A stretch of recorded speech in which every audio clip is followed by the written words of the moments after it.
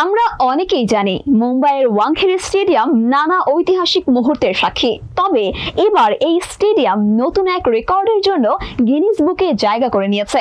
কেমন করে জানুন বিস্তারিত ডেস্ক রিপোর্টে। তবে সাথে রয়েছে চমকপ্রদ আরও অনেক তথ্য।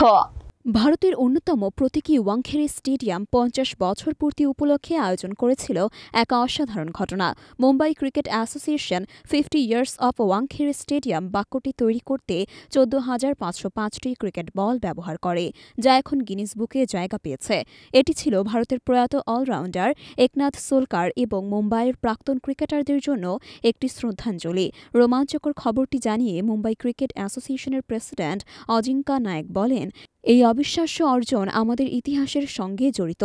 ওয়াংখেড়ে স্টেডিয়ামের সুবর্ণ জয়ন্তী উপলক্ষে আর-1 অনুষ্ঠানের আয়োজন ছিল, যেখানে উপস্থিত ছিলেন ক্রিকেটের কিংবদন্তি সচিন টেন্ডুলকার, সুনীল গাভাস্কর, রবি শাস্ত্রী, রোহিত শর্মা সহ আরও অনেকে। এছাড়া 19 জানুয়ারি অনুষ্ঠিত প্রদর্শনী ম্যাচে মুম্বাইয়ের প্রথম ফার্স্ট ক্লাস ম্যাচের খেলোয়াড়রা অংশ নেন, যা এই স্টেডিয়ামের ইতিহাসে এক নতুন অধ্যায় রচনা করে।